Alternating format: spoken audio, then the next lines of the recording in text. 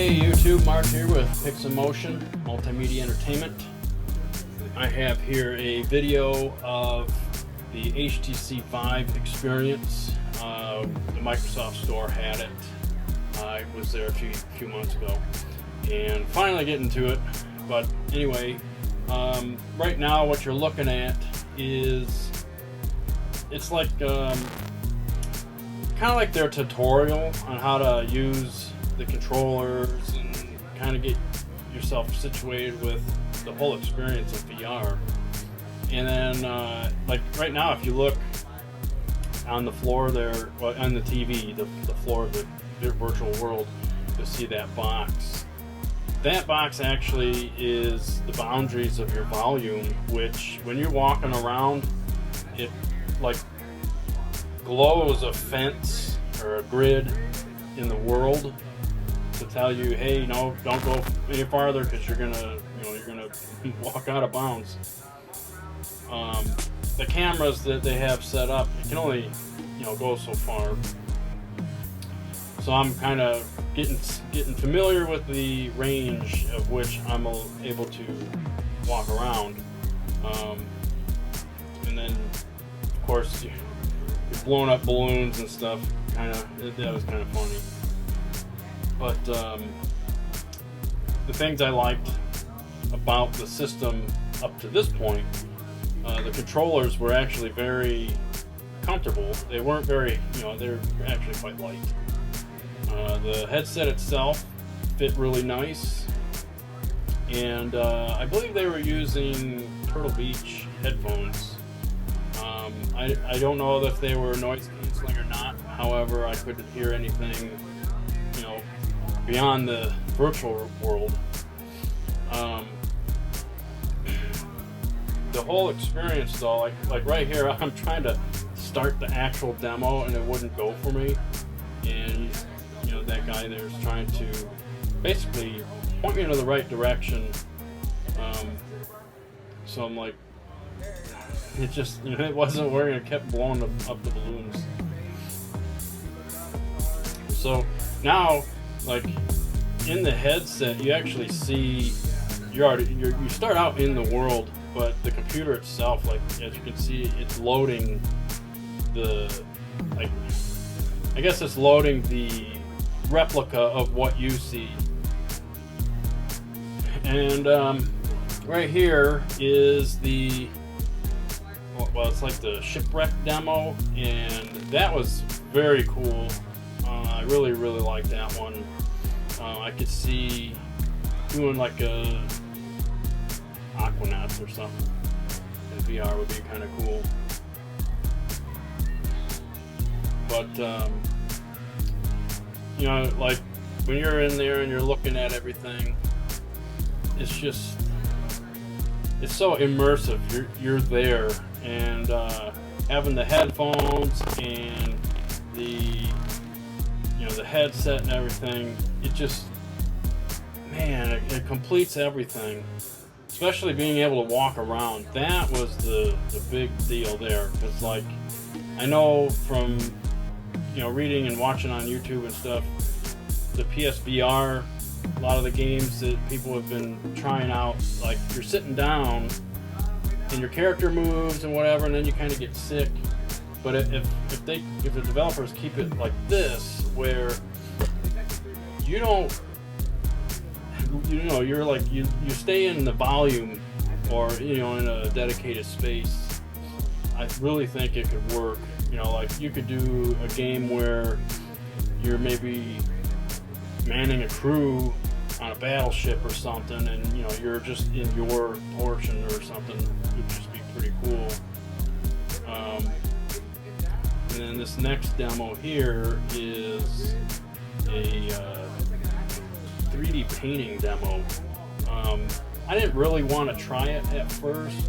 I was more interested in the actual gameplay, but having been able to play it, it's actually pretty cool. Not as exciting as, let's say, the underwater demo, but it was pretty interesting being able to do some of that stuff.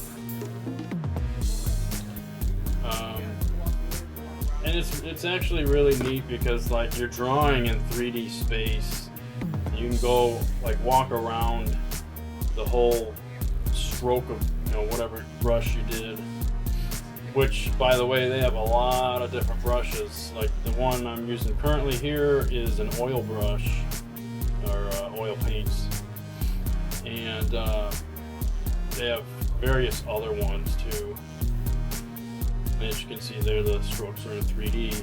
It's almost like you're drawing polygon faces. Pretty cool stuff. And let's see, right there, actually, okay, that I'm not too sure which one that is.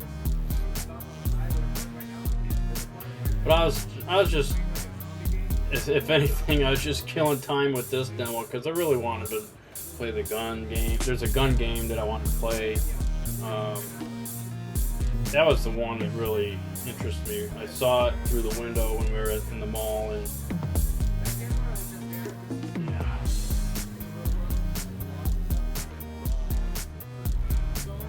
So this one, the fire brush, was actually really cool. The fire will follow the stroke path. So like, you know, there I made that circle.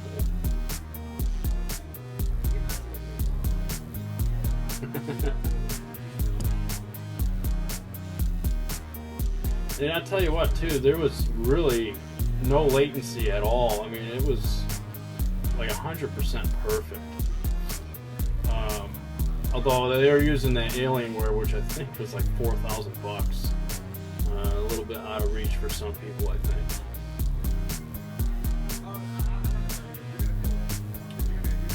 Yeah. Of course, and when you look at how someone looks to the normal person when they're, you know, waving their arms and stuff, it does look kind of goofy.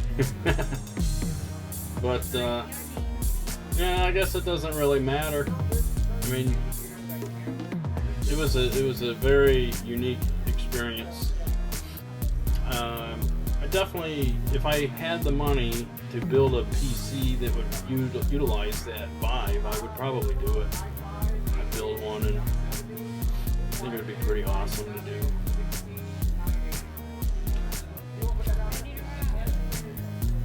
Now this game is the like you're shooting alien spacecrafts that come at you. Kind of like, in my opinion, would be like a virtual version of Galaga. It was definitely pretty interesting though. You're able to shoot two guns at one time, and you had a shield on your back so you could reach for it whenever you needed it. And another cool aspect of this game too is that you can move out of the way of the enemy fire. Although being tethered, I don't know if that's such a good idea completely.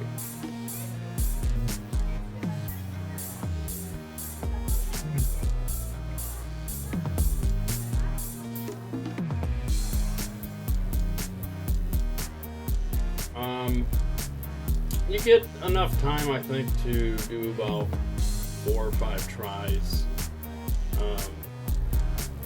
Most people, I guess, they didn't really beat the level. Pretty much like I died here, which I think is another kind of a small issue. There's no way of knowing if you're getting hit from behind. It would have been nice if they had some kind of pads or something that you could put on that would, you know, have force feedback of some kind. But other than that though, it was pretty awesome. I don't remember the controllers if they had vibrate functions or not. That would have been good, but I don't remember that happening.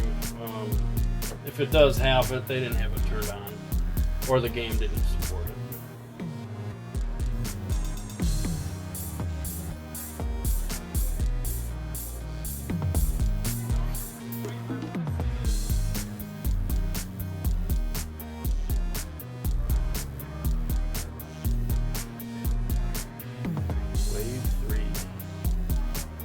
each wave had more and more ships, and yeah, it was cool. I think even like they had, was it VR Space Invaders or something like that? That'd be pretty cool too.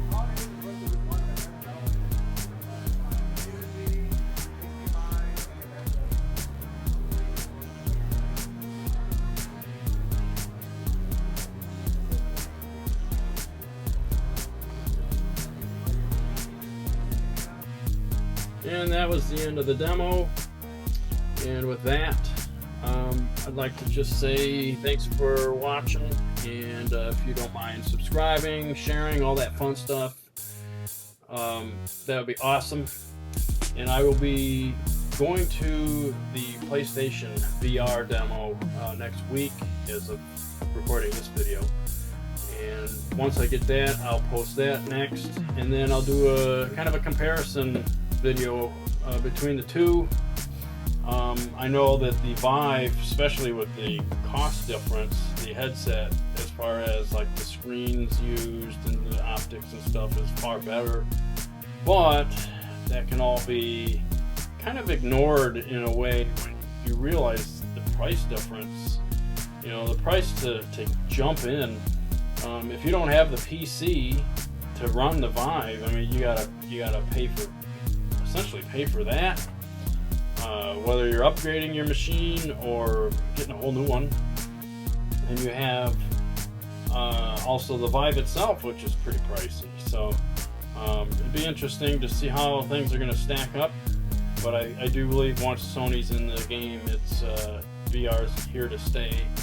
I don't think it's be a fad, you know, like the Wii U's motion controls. Although, if you think about it, the Wii and the Wii U even, they kind of set the bar, or not the bar, but they kind of set VR in motion, you know, with the Wiimote, because these controllers that, you know, we're using here for the Vive, the PlayStation VR, and I'm not really sure about the Oculus, but there's might as well be thrown in there. That all is kind of, if you think about it, it's like the Wiimotes. So you can kind of thank Nintendo in a way for how we control this stuff. Anyway, I will talk to you guys later, and happy gaming.